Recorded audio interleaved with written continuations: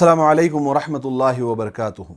बेंगलोर के एक आलिम दीन ने एक ख़त उलमा और आइम्मा इकराम और अवामुन्नास और दानिशवरान के नाम लिखा है और दरख्वास्त की है कि उलमा अपने बयानों में और आइम्मा हज़रात अपने मिंबरों से ये मैसेज लोगों तक पहुँचाएँ ताकि मुसलमान और सेकुलर अमन पसंद गैर मुस्लिम भाइयों तक भी ये बात पहुँच जाए। मेरा ये बयान भी उन्हीं की उस बात को आगे तक पहुँचाने की एक छोटी सी कोशिश है। उनका मैसेज ऑडियो की शक्ल में आया है, मैं उसका वीडियो बना रहा हूं और मैं चाहता हूं कि इस वीडियो को ज़्यादा से ज़्यादा शेयर किया जाए। हमने गाने बजाने और जोक्स के वीडियो तो बहुत फॉरवर्ड कर दिए हैं, लेकिन अगर ये वीडियो और ये मैसेज हमने लोगों तक जल्दी से जल्दी नहीं पहुंचाया और इस पर अमल नहीं किया तो मुस्तकबिल में दुनिया के सामने हमारा जोक बन जाएगा, हमारा मजाक बन जाएगा कि इतना अहम इलेक्शन था लेकिन हम उस इलेक्शन के वक्त गफलत में रहे, नींद में रहे और कोई लाइह अमल और कोई प्लान, कोई हदफ तैयार नहीं किया। मोहतरम हजरात, इस वक्त हमारा मुल्क नाजुक तरीन दौर से गुजर रहा है। ख़ास तौर पर 2019 का इलेक्शन इस मुल्क का मुस्तकबिल तय करने वाला है। ये इलेक्शन ये तय करने वाला है कि 2019 के बाद ये जमहूरियत पर कायम रहेगा या हिंदू राष्ट्र बनेगा। ये इलेक्शन ये तय करने वाला है कि मुसलमान अपनी मस्जिदों में अजान व नमाज आज़ादी से पढ़ सकेंगे या नहीं। ये इलेक्शन ये तय करने वाला है कि मुसलमान अपने मदारिस, मकातिब, खानकाओं और दावत व तबलीग के काम को आज़ादी से कर सकेंगे या नहीं, या चंद इख्तिदार में बैठे जालिम लोग, फ़िरका परस्त लोग हम सबको गुलाम बना कर रखेंगे और हम पर जुल्म सहते रहेंगे। क्योंकि अभी जिस पार्टी की हुकूमत है उनके मिनिस्टरों ने एक बार नहीं कई बार साफ साफ अल्फाज में कहा है कि वो इस मुल्क के आइन को बदल देंगे, दस्तूर को बदल देंगे और इस मुल्क को वो हिंदू राष्ट्र बना देंगे।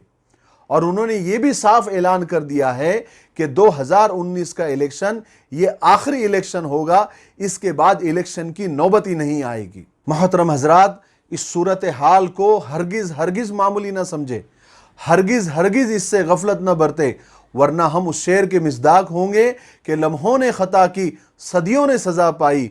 खुदा न खास्ता मुसलमानों ने इस इलेक्शन में थोड़ी सी भी गफलत की तो इस जुर्म की सजा सदियों तक हमारी आने वाली नस्लों को भुगतना पड़ेगी। न मानोगे तो मिट जाओगे ए हिंदुस्तान वालों, तुम्हारी दास्ता तक न होगी दास्तानों में।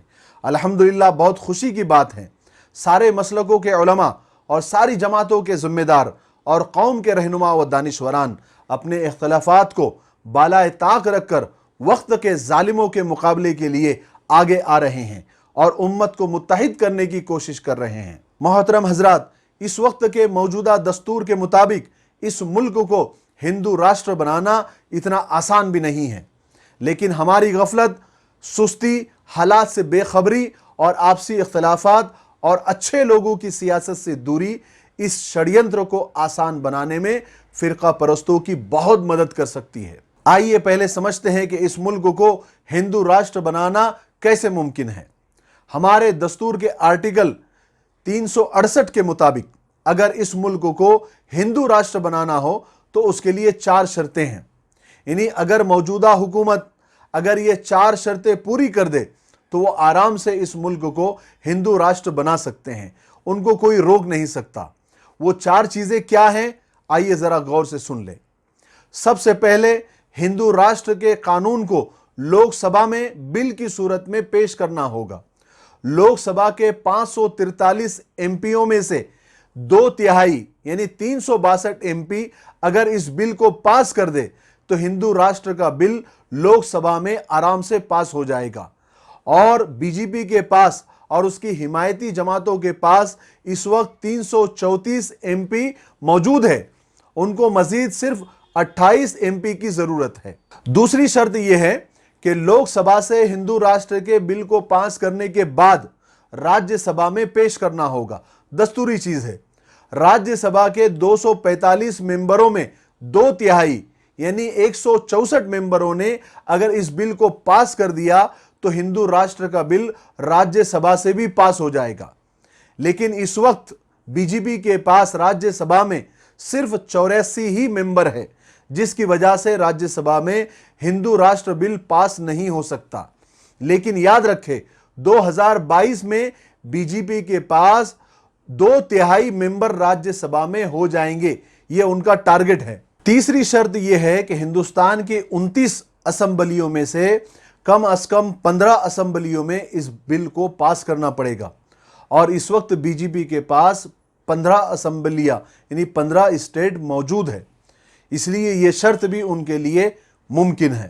چوتھی شرط یہ ہے کہ تینوں جگہ سے یہ بل پاس ہونے کے بعد، یعنی لوک سبھا سے، راجیہ سبھا سے اور 15 اسمبلیوں سے اگر یہ بل پاس ہو گیا تو پھر یہ صدر کے پاس بل جائے گا، اور اگر صدر ہند نے اس بل پر دستخط کر دیے تو یہ بل پاس ہو جائے گا۔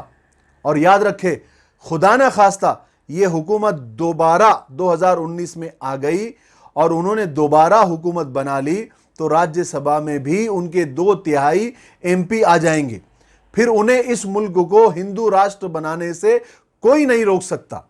پھر اس کے بعد یہ ملک جمہوری ملک نہیں رہے گا بلکہ ہندو راشٹر بن جائے گا، نہ الیکشن ہوں گے نہ سیاست میں کوئی آ سکتا۔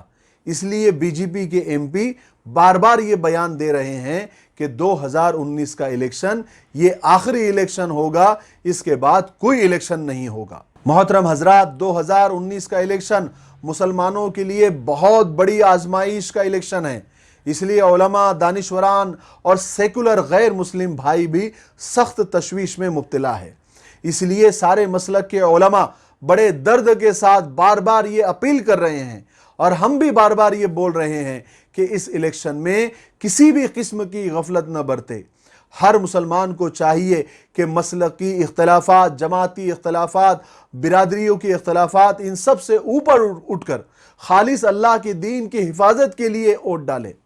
ہر ایک اپنے پڑوسیوں کو، خاندان والوں کو اس طرف متوجہ کریں کہ کوئی ووٹ ڈالے بغیر نہ رہیں۔ مسلمانوں کے لیے ضروری ہے کہ وہ کم سے کم اس الیکشن میں 100% ووٹ ڈالے اور اپنے ووٹوں کو تقسیم کیے بغیر متحد ہو کر ووٹ ڈالے۔ محترم حضرات، 2014 میں بی جے پی کے اقتدار یعنی حکومت میں آنے کی وجہ مسلمانوں کی 3 بڑی غلطیاں ہیں۔ غلطیاں اس لیے بتائی جا رہی ہے تاکہ ہم غلطیوں سے سبق سیکھیں۔ حدیث میں ہے کہ مومن ایک بل سے 2 بار ڈسا نہیں جاتا۔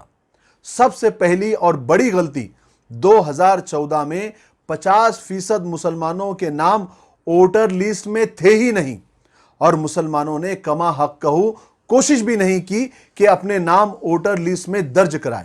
یہ سب سے بڑی غلطی۔ اور دوسری بڑی غلطی، ان 50% لوگوں نے بھی 100% ووٹنگ نہیں کی۔